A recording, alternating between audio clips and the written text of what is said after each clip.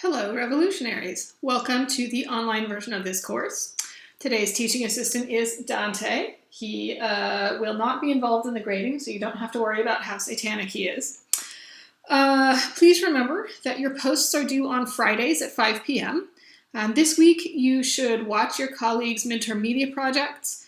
Those videos are going to be posted on the blog, and you need to respond to 2 of them. You should also post a response to this video or make your own post, either a video or a written post, in which you ask your own questions about Alexeyeva's memoir, Thaw Generation. If you don't have your own copy of David Saunders' Russia in the Age of Reaction and Reform, we are still doing a little bit of reading out of that book later this semester. I wanted to let you know that it's possible to get an e-version for free. What you need to do is go to about.redshelf.com. I'm going to post this on the blog so you'll have it. about.redshift.com/redshelfresponds. Scroll down, click to access free ebooks, and then you can use the search bar, put in the author, the title, the ISBN, whatever it is that you need. Okay, so in this video, I'm going to give you some context and some discussion questions for Ludmilla Alexeyeva's memoir, Thaw Generation. This memoir gives us insight into the Soviet dissident movement, which began in the late 1950s and ultimately became the Soviet human rights movement. The members of this movement, like Alexeyeva, were born in the very end of the Stalin era, which means they became adults in the context of de-Stalinization and Khrushchev's secret speech, which we read at the end of Unit 1, as you may remember. So as you're reading, I'd like you to think about how that context shaped the way that they think, the way that they respond to the government, and their vision for Soviet society. I'm afraid our teaching assistant has now left the building. Okay, so let's see.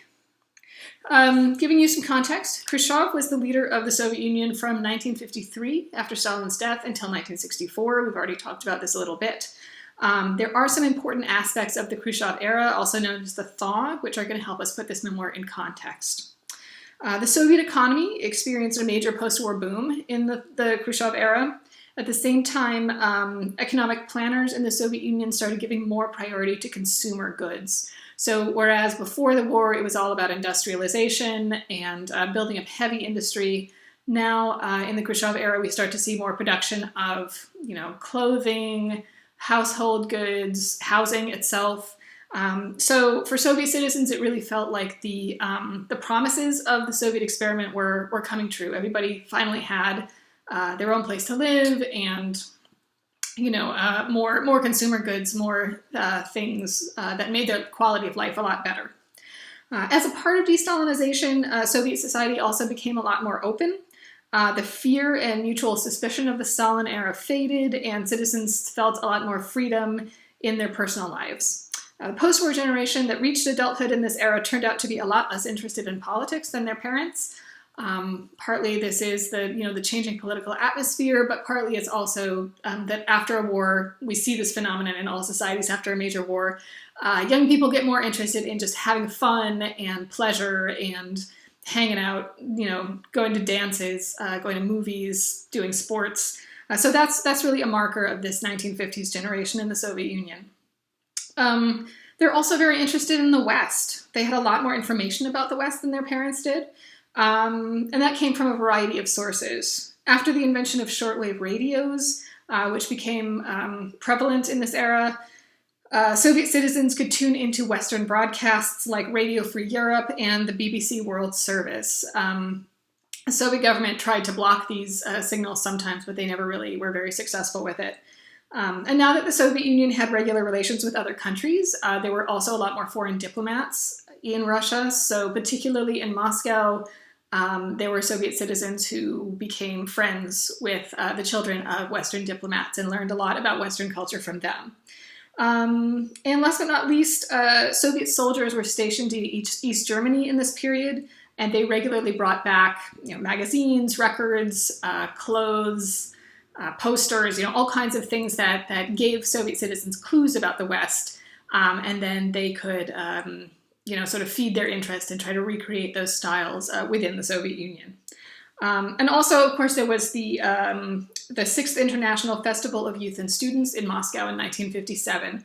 A lot of Westerners were there. For Soviet citizens, a lot of them, that was the first time that they had ever interacted with people from the West.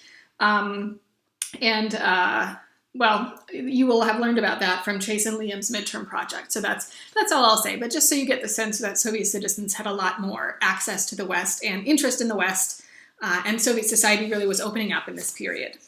The Soviet dissident movement actually developed in this context. As you read in Alexeyeva's memoir, it started simply with like-minded friends hanging out at each other's apartments. And they didn't initially consider themselves very political, although, hopefully we'll talk about that. But they became politicized by a series of events that took place in Soviet literature as writers started pushing against the boundaries that had been placed on them in the 1930s.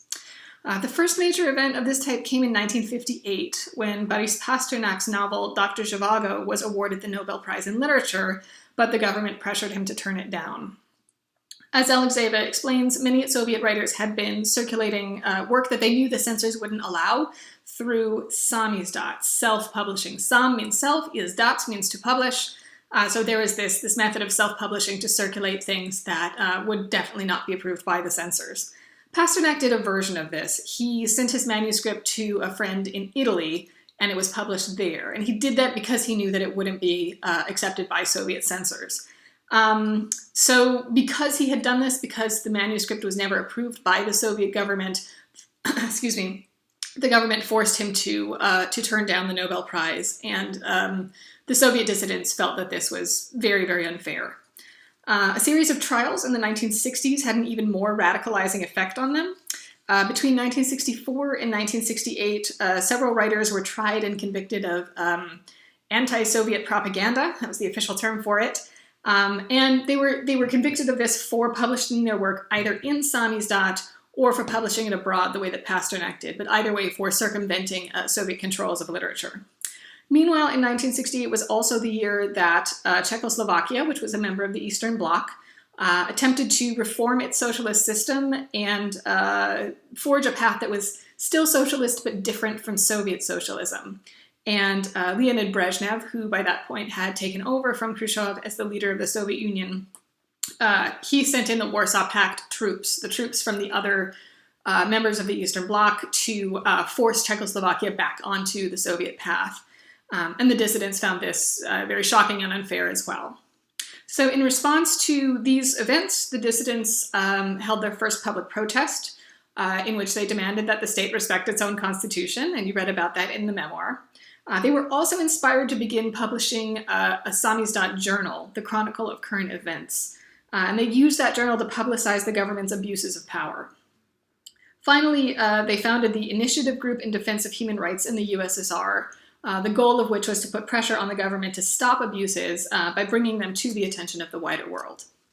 International human rights law was really important for dissident activists. They based their activities on the claim that the Soviet government had violated the Universal Declaration of Human Rights, which is a document created by the United Nations and agreed to by all the members of the United Nations, including the Soviet Union, in 1948. In the 1970s, they got another boost from the Helsinki Accords, and that's an agreement signed by the Soviet Union, the United States, and a bunch of other Western powers that included a provision allowing citizens to monitor their own government's compliance with the terms of this agreement and with international human rights law. So, as you read, the Moscow-Helsinki Watch Group formed in response to the Helsinki Accords, claiming for themselves this right to report on their own government's compliance with international human rights law. And Alexeyeva was, of course, a founding member of that group. So as you read, dissidents like Alexeyeva faced major consequences for their activities. They lost their jobs, some went to prison or were declared insane and put in psychiatric institutions. And eventually many were forced to leave the Soviet Union. And that's what happened to Ludmilla Alexeyeva. She was forced to leave in 1977 and she came to the United States and eventually became a citizen. But she returned to Russia after the collapse of the Soviet Union and continued to fight for human rights there until her death in 2018. So in reading her memoir, I encourage you to think about how her experiences shaped her and why she made the decisions that she did along the way. How she got from just a kid who didn't fit in, who wanted to find some like-minded people in the mid-1950s, to a lifelong hardcore human rights activist as she became within a decade of that. Okay, so that is the background that I think you need. Now I'd like to offer you some discussion questions as food for thought. Remember that you can respond to my questions or you can pose your own questions.